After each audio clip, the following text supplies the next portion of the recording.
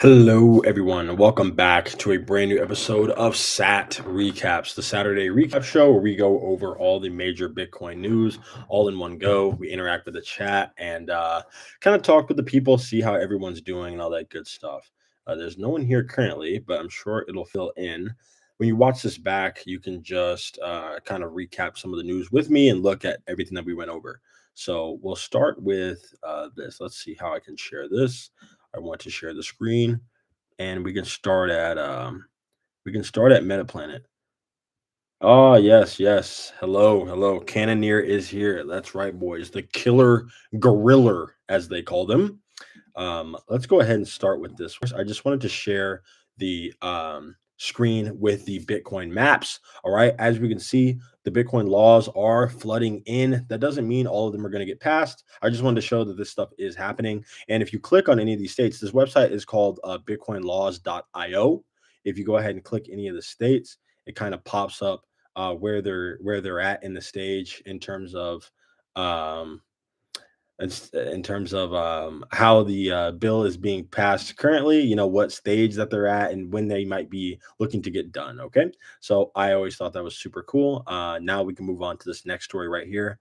We're going to go ahead and share this one. We have Tulsi Gabbard and RFK Jr. being confirmed by the US Senate. Now, this is not the biggest deal in the Bitcoin community, but I do find it interesting because RFK Jr. especially is a major Bitcoiner and he actually understands how Bitcoin works.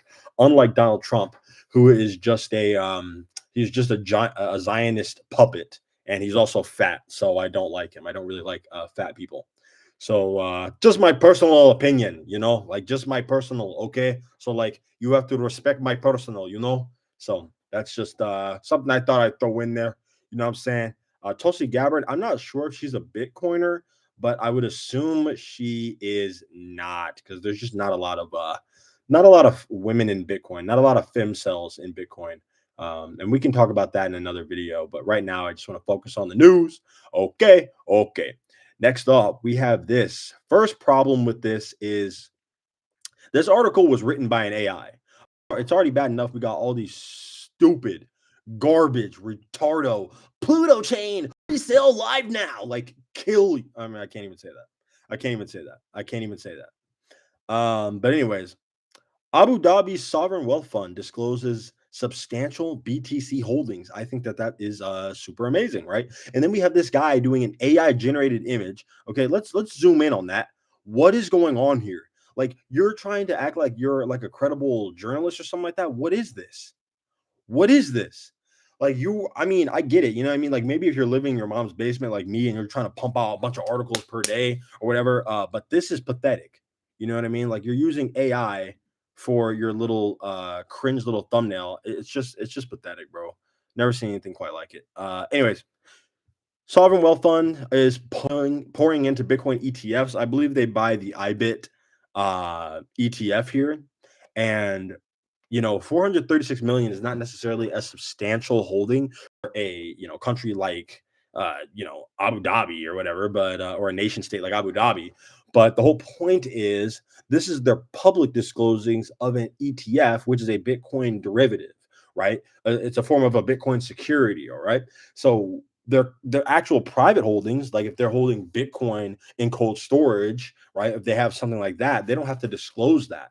Okay, they don't have to disclose all of their assets. So the fact that they're putting this out there to the public is very interesting. It's not enough to make people start running over to Bitcoin, right? To start speed running over and making other nations get scared and get them spooked into thinking that game theory is kicking off at full strength. But it is enough to signal that there are countries who are interested in this, and it's going to become more and more important in the global game of Bitcoin accrual. Okay, and if you're not acquiring Bitcoin, then you're getting left behind. All right. Pretty easy for us to understand, very difficult for countries to understand, or at least the world leaders. It's almost like they don't care about their countries. All right. Moving on. Here we've got the Fed's Jerome Powell saying that he is also worried about debanking that has strained U.S. crypto. Essentially, he was at some hearing, right? They had a couple meetings. Senator Lummis was there as well, and they were going over Operation Choke Point 2.0, all right, which is essentially this government scheme, a mostly Democrat enacted scheme. Okay, we're not playing sides here. That's just true. That actually happened. Okay, where they tried banning people or debanking people who were for the crypto industry. They sent letters to banks telling them not to hold Bitcoin or try to custody crypto for their customers. They made sure that certain things were struck down via veto, such as the SAB 121 bill, which would have allowed banks to custody Bitcoin. That recently got repealed, right? That veto was rescinded. And now banks are here. The big players are here. They're going to be eating up all of your Bitcoin. So it might make sense just to get some, just in case they take it all away from you. Because people get kind of comfortable. They think, oh, I'll always be able to buy Bitcoin. I'll just buy it for dollars, but that they will not always be around. You will not always be able to do that. So you live in a very privileged time where you're allowed to use fake money to buy real money. That will not always be the case. So just thought I'd throw that out there. Very interesting story. Jerome Powell, he's pretty much sticking up for some of the crypto guys, the Bitcoin guys, because he kind of knows he has to fall in line. And also he understands that the jig is up. The Fed has lost control of the economy. Donald Trump is purposely trying to break the economy by doing the tariffs, by moving super quickly with all the Doge initiatives, all this stuff, different stuff. And in order to try to save the economy, to bail it out, the Fed is going to have to lower interest rates, and they're going to have to start QE, okay, quantitative easing, because right now we're doing QT, which is quantitative tightening, which is money not being printed, okay? They're going to start printing money very soon, and then that's going to be a runaway freight train. Next up, we have this little story from, I believe it's Bitwise, right? And they're essentially showing Bitcoin ownership, how it's broken down, and what that looks like. Okay. And as we can see here, they're showing that of the 21 million, 70% of all Bitcoin is held by individuals, right? Individuals hold about 14.6 million coins, and institutions and all the big dogs like the banks and the governments and the super companies, they're behind. All right. This is one of the only things in the world where retail investors like you and me had the opportunity to front run and get ahead of all of the big players who usually are the ones who get in before us and then lock us out of the price. Okay. We are the ones who got in first. And because of that, we need to understand what we own, and we need to not be so quick to give up the most pristine collateral, the most rare and most scarce asset ever created. Right. So we don't want to just give that away just because the banks show up and they're like, oh, well, I'll pay you $1 million. I'll pay you $2 million. I'll pay you $3 million. Dude, we don't want dollars. All right. We want purchasing power. And once Bitcoin becomes the unit of account, then we'll start using our Bitcoin. We're not going to sell it for dollars. All right. At least that's where I'm at. So, the more you understand Bitcoin, the quicker you also get to that level of conviction, right? Because it only makes sense. Why would I trade my finite thing for something that's completely infinite? All right. They talk about Bitcoin supply shocks, and they just go over how Bitwise, again, institutions have fell behind because individuals are the holders. So don't let anyone tell you, oh, the Bitcoin holdings are too centralized. No, individuals hold the Bitcoin. And slowly over time, that's going to become more and more dispersed. But you don't want to give your Bitcoin up for a stupid reason, because you're going to have something called seller's remorse.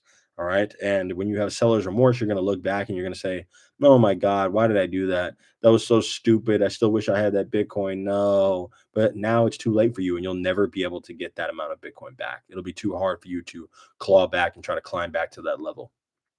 Next up, we have this story that broke at the beginning of the week. As usual, Michael Saylor's strategy acquires 7,633 Bitcoin after a 1 week break. That break was because there's a blackout period for when you're getting ready to announce your earnings and all that. And now they're holding over $46 billion worth of Bitcoin. This is absolutely insane. These guys are almost at 500,000 Bitcoin, and they get closer and closer every single week because Saylor understands, hey, now is not the time to take our foot off the brake. Now is the time to actually accelerate Bitcoin adoption, because he already knows that, one, the price is pumping in 2025 due to the supply shock, due to the fact that the halving has happened, and now the amount of demand is catching up with the limited amount of supply. And secondly, because the quicker he's able to acquire more Bitcoin is the quicker that he can pump the price of his stock, which then means he can issue more converts, more debt, more leverage for the company, which then means that he can acquire more Bitcoin. All right. This flywheel is about to get completely out of control. And more companies are starting to realize this. So it's not just strategy that's in the mix now. It's other countries, other companies like GameStop, all right? And I broke this story pretty much on my channel right when it came out. I talked about how GameStop was going to start completely taking over the market. And this is literally insane. This is super crazy. And if they actually follow through with it, this will be one of the greatest stock runs we've ever seen in history. Okay. Stock of the day, GameStop jumps 10% on the report that it could start investing in crypto. Now, this is a deceiving title. All right. They did not put the word Bitcoin in the title because, again, this is a, let me see what losers wrote this. Business Insider. Okay. Of course, this is written by morons. You know what I mean? But it's more so just about the fact that, look at the stock price chart, man. This is ridiculous. And they're not even going over the fact that they haven't even bought the Bitcoin yet. They're just in talks. So imagine what happens when they actually buy the Bitcoin and the stock goes crazy. All the Reddit kids are going crazy. I mean, the amount of discourse on Reddit will be insane because we're going to have the GME tards, all the Wall Street bets tards. They're not going to understand what's happening. Okay. The GameStop guys are going to be like, oh, we were right all along. The squeeze, the squeeze. They're not going to know what they're talking about. Okay. There is no stock squeeze. There is no, oh, we own 150% of the float. We own all the shares. Like, no, little bro, you don't. It's just Bitcoin that came to save the day because your dying company is worth zero. All right. All these zombie companies can do, like, this is a zombie company. Zoom is a zombie company. It's a completely dead company, dead in the water. It's not going to make it. It's never going to grow. It's only going to get smaller from here. Okay. They only popped because of the pandemic and now they're smoked. Okay. Like, the only way Zoom is going to make it is if they adopt the Bitcoin treasury strategy. That's it. So all these like dead companies, if you're not a Bitcoin company, then you're cooked. All right. So it should be pretty obvious. But again, most normies, like most CEOs, most CIOs, most CFOs, most COOs, all these guys in corporate finance, all these guys, they only have traditional wisdom, which is worth zero in the modern era, right? In the age of technology, we have to be forward thinking, right? We have to be futurist. We have to be able to see where the puck is going, not where the puck is currently at. Otherwise, you're never going to score. Okay. All these guys can only see where the puck is at, and they don't know where the puck is going. All the Bitcoiners know where the puck is going. A lot of the Gen Zers, a lot of the Gen Alpha, we see where the puck is going. It's pretty obvious. But again, if you're a normie, if you're like a boomer, if you're just like a general retard, then you're not going to know that, oh, the only way to save my dying, worthless, dead, trash company is by buying Bitcoin and adopting full on treasury strategy. Like, should be pretty obvious. But again, to normies, absolutely mind melting. So you could say, oh, don't hold it against them, but I will hold it against them because they annoy me and they're cringe. I hate seeing people make bad decisions. Moving on, Metaplanet, these guys know where the puck is going. All right, it's pretty obvious. Metaplanet raises 4 billion yen at 0% interest bonds to buy more Bitcoin. All right, these guys are going hard. They're completely killing everybody in the stock market, right? In the Japan stock market, completely smoking everyone. There's no one even close. All right. Metaplanet is destroying everyone in the Japanese stock market. And again, it only takes one company to start opening up the eyes of all these different corporations, all these different places, because like it's just so obvious. And the proof is in the pudding, you know what I mean? So once people start seeing this run and it keeps going and going and going and going, people start asking questions. They're like, I thought it was a bubble. Thought it was a scam. Thought it was a pyramid scheme. What's happening here? Maybe there's more to this. Maybe I should look into it. Maybe we should study this. Maybe the country should think about adopting this. Maybe the firefighters fund should think about adopting this. Maybe the police fund should think about adopting this. Maybe every school that we fund should think about adopting this strategy. Okay? Anyone who has to save money, which is everyone on earth ever, they should probably think about adopting a Bitcoin strategy. Okay? I'm just saying. I'm just putting it out there. And then for our final story for now, we're going to be looking at Japan. Once again, probably inspired by Metaplanet, the company. Japan moves to lift the ban on Bitcoin ETFs. All right. Now, as I understand it, this is not something that's in stone, but right now it's just that there are certain legal procedures in place in Japan, and they're looking at reducing some of the bans on Bitcoin ETFs. They're looking at reducing the maximum tax rate on cryptocurrency investments from 55% to 20% to encourage market growth. Again, that's good, but nothing set in stone yet. And again, all the governments want to do is they want to tax and take away and basically steal from people who are productive, steal from people who are actually doing something useful. They want to steal from the people who actually understand the future, who are moving towards the future. That's all the government's able to do, because the government does not have any money. Okay, there's no such thing as a state. There's no such thing as government money or state money. It's only civilians and citizens' money, which was stolen via taxation. Okay, so that's the only money that they have. They don't actually have any money because they're not productive. Okay, they're not actually doing anything. They're not actually creating anything. They're the leeches of our society who take from us, the producers of society, and what do they do with the money? What do they do with the money? Well, they waste it. You know what I mean? They do absolutely retarded things with the money. They buy Starbucks cups that are worth hundreds of dollars. They misallocate funds to go buy millions of dollars of sushi. You know what I mean? They give the money to immigrants and into hotels for immigrants. You know what I mean? That's what they do with the money. But when people are struggling from natural disasters, or when insurance companies cancel the insurance for certain hazardous things that magically end up happening, they say, "Oh, well, there's no money left. I mean, we don't have any money for you guys. You know what I mean? We don't have any money. Maybe we can send you all $20, maybe." So I think that's absolutely insane. It's just really sad and pathetic. You know what I mean? They print it, they tax it, and then they waste it. So it's almost like they're laughing at the little ants that they call their citizens, right? And how long will this go on? I'm not too sure, but I would assume not much longer. So shout out to all those losers who are wasting all of our funds. You gotta love it. All right. And now we'll pull up this final thing right here, because every Saturday I run this show on a Saturday, right? I'm sorry, I should have put out an advertisement a little bit earlier to let people know to come in here. But every Saturday when I do the show, we're also talking about UFC. Okay. Because I love the UFC. Who's watching this right now? I know that it's only a fight night, and we have Jared Cannonier, the killer gorilla, versus Barack Obama, Gregory Rodriguez. Okay. RoboCop. And I got Jared Cannonier in this. I think there's no way he can lose this fight. I don't know what's going on. I'm sure my friend Dan in the chat here, I'm sure that bum has a parlay going of some kind, or maybe just an individual bet of some kind. I'm sure it's going to lose. You really do hate to see that type of thing happen, but it's just the way things are. So I don't think there were any interesting fights on this card, really. Calvin Kattar losing is kind of crazy.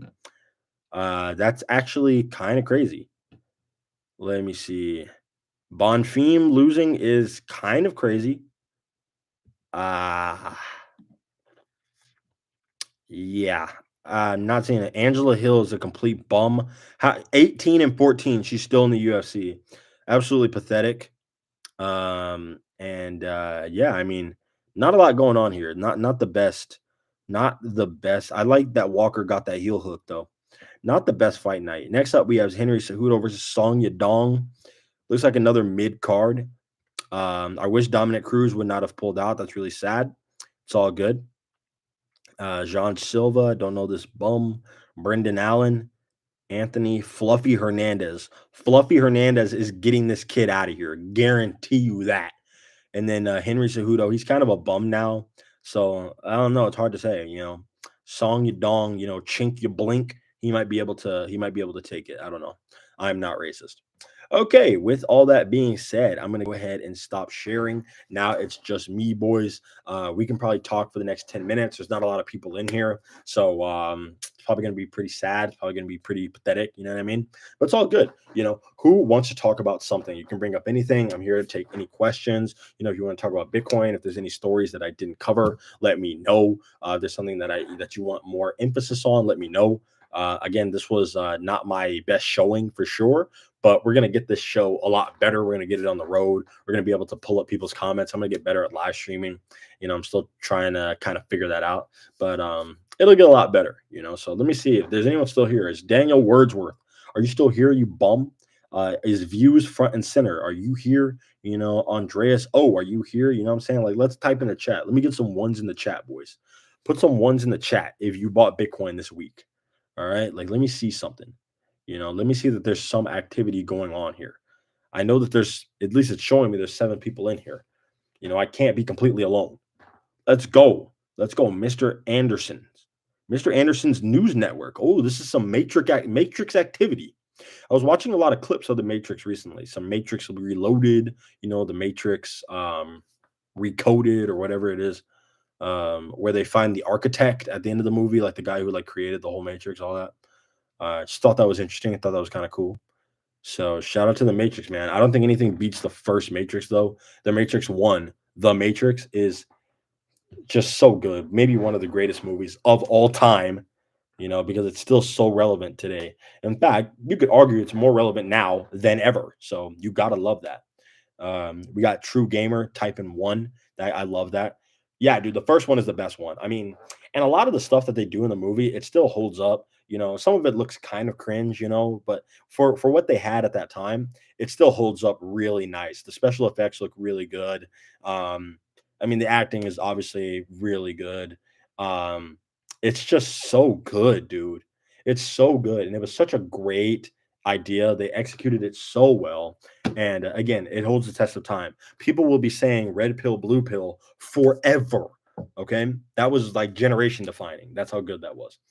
Um, who's your favorite character in the Matrix? All right. Who's your favorite character? Because that's a really good question.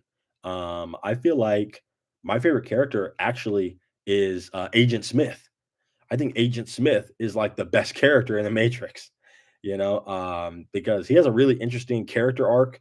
Sometimes he's when he's talking to Neo and he's taking out his earpiece, and when he goes on his monologue, like when he's ranting at Morpheus, talking about like, oh, I have to get out of here. It's the smell.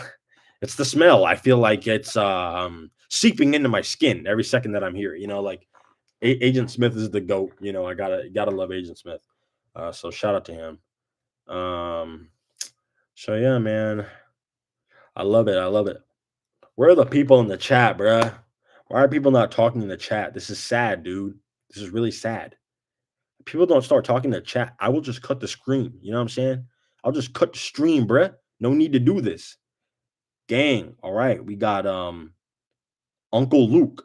Uncle Luke, what up? What up, gang? What up, gang? What up, bruh? Jim Borad. Yeah, Trinity was pretty cool. She beat up a lot of people, you know what I'm saying? She put in work. So Trinity was cool. Trinity's greatest line, the one-liner, pulling up on the guy, blicky to the side of the head, dodge this. That is so fire, bruh. That is so fire. It's so good. It's really so good. I need to do something about my eyebrow. This eyebrow is like it's not cooperating.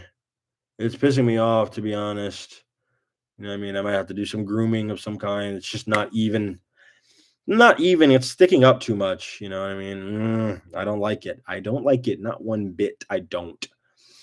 Black leather spin kicks. Yes, she was literally knocking people out for free. Shit was crazy. What's your favorite cold wallet? It is the Blockstream Jade. The Blockstream Jade is the only cold wallet I've used, to be fair. So I'm a little bit biased, and I would use the Blockstream Jade Plus, which is the new one that dropped. In fact, I'll pull it up. But the only problem with that is I would have to spend money to get one, and I don't want to do that. So I'm not going to. But outside of that, Blockstream Jade Plus looks pretty cool as well. I'm going to go ahead and put this on screen. Let me go ahead and share this. Blockstream J Plus, share it.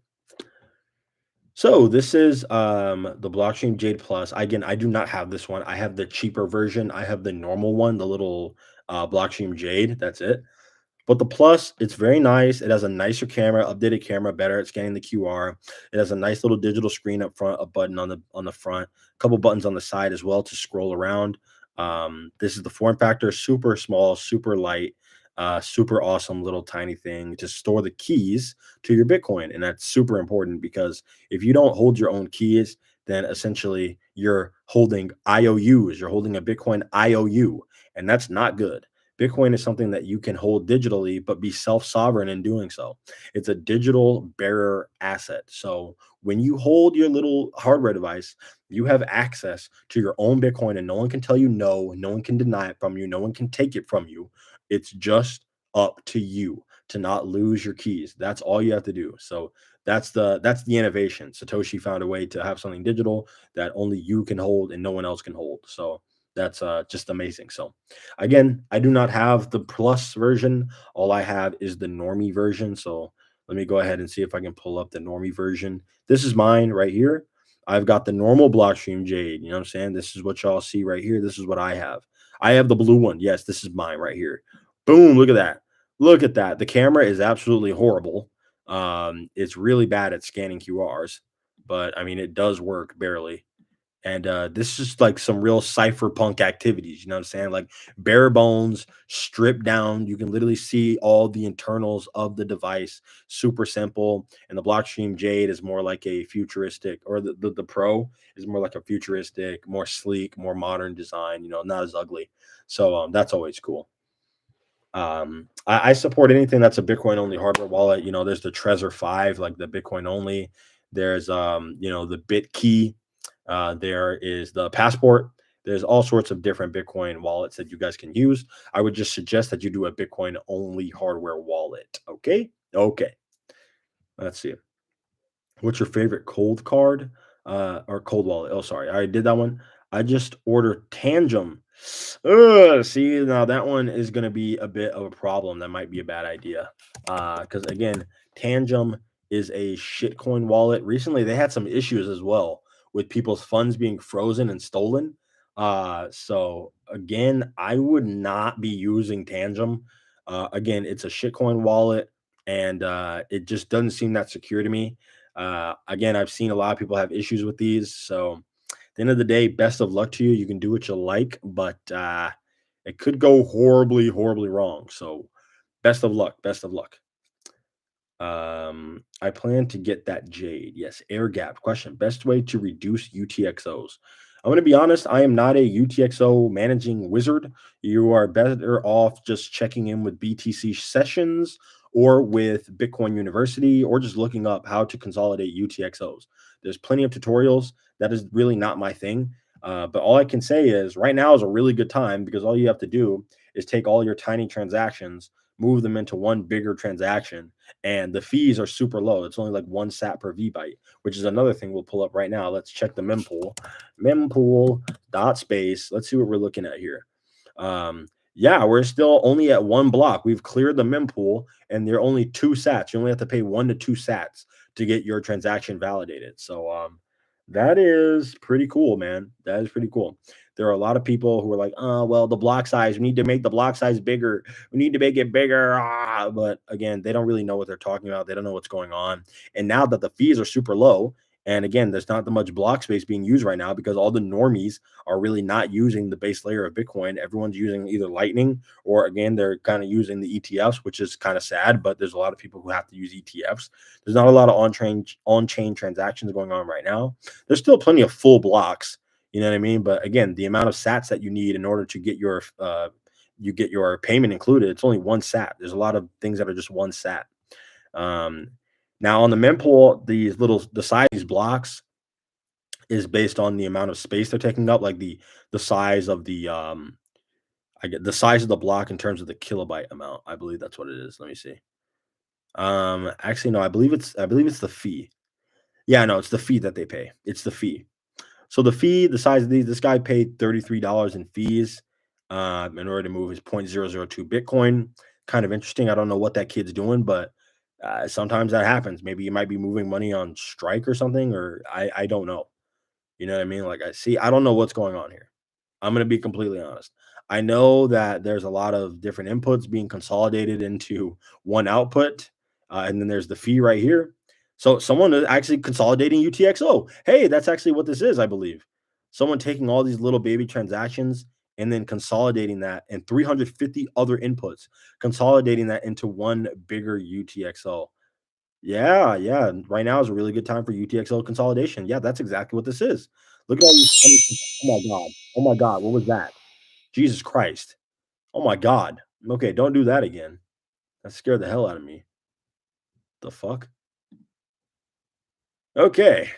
I think the block just got mined. F2 pool just found the block. You gotta love that. They just won 3.125 bitcoins, so that's always cool. They just came up. Maybe one day when you're mining Bitcoin by yourself, you're a solo miner. Maybe one day that Bitcoin block reward hits your account. You know what I'm saying? Every single day you get to play the lottery, with Bitcoin mining. So you gotta love that. Anyway, guys, we are coming up on the end of the stream. Thank you guys so much for tuning in. Let's see if RoboCop has won yet. Probably not. He did not win. Let's go again, Jared Cannonier. There's no way this bum was ever going to beat Jared Cannonier. You gotta love that. So that was obvious. Obama, get out of here. You're smoked. You're a bum. And yeah, you gotta love that. You gotta love it. All right. Thank you guys so much for tuning in.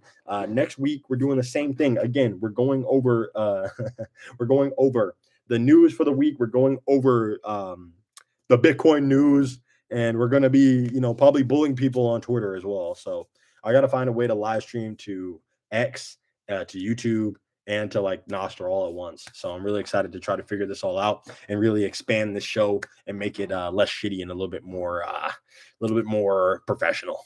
All right. So one day at a time. Thank you guys so much for watching. And are you thinking about mining Bitcoin yourself? Yes. Once I move out of my mom's basement, I'll be mining Bitcoin every single day. My setup is going to be crazy. I'm so excited. But for right now, probably not. Again, thank you guys so much for watching, and I'll see you guys on the next video. Remember, stack sats or die trying. See ya.